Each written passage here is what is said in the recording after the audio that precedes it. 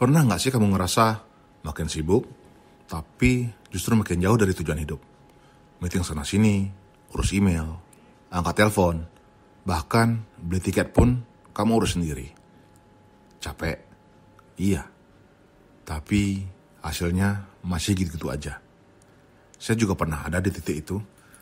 Tapi setelah baca buku Buy Back Your Time dari Dan Martel, mindset saya berubah total.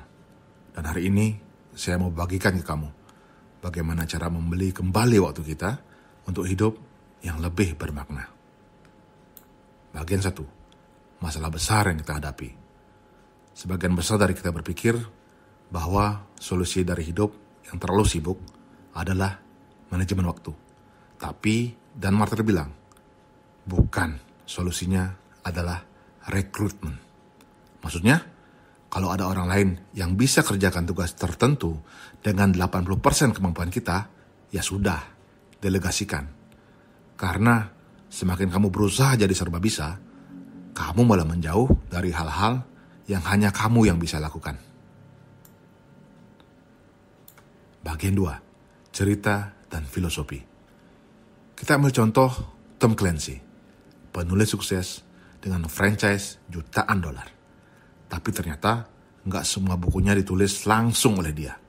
Dia punya ghostwriter.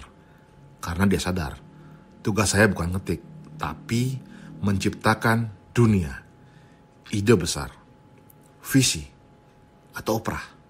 Tahu nggak? Oprah cuma kerja 2 jam sehari. Sisanya me time, jalan-jalan, ngejurnal. Tapi dia tetap menghasilkan miliaran dolar.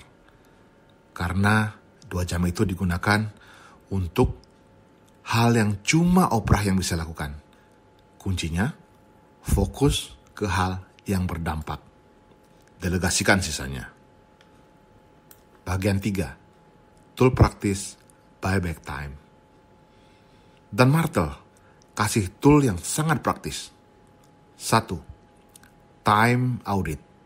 Catat aktivitasmu selama seminggu. Lalu bagi jadi 4 kategori. 1, bikin frustasi dan gak bisa kamu lepasin. 2, bikin frustasi dan bisa didelegasikan. 3, kamu suka tapi bukan prioritas. Dan 4, kamu suka dan memberi dampak besar. Fokus kamu ke kategori terakhir. Yang kedua, hitung value per hour, nilai kamu per jam. Rumusnya, gaji atau pendapatan tahunan dibagi 2.000 jam kerja dibagi 4. Misalnya, kamu hasilkan 800 juta per tahun, menjadi 800 juta dibagi 2.000 dibagi 4 menjadi 100.000 per jam. Jadi, kalau tugas yang nilainya di bawah 100.000 per jam, outsource, hire, delegasikan. Bagian 4, aksi nyata, rancang minggu idealmu. Bayangkan, kamu bangun pagi, isi hari dengan kegiatan yang kamu cintai. Bikin konten, bikin strategi bisnis, waktu berkualitas bareng keluarga, bahkan jalan-jalan sambil tetap menghasilkan. Itu bukan mimpi, itu bisa dirancang. Langkah awalnya, 1, pilih 1 tugas yang akan kamu delegasikan minggu ini. 2, hitung value per hour kamu. 3, buat minggu ideal.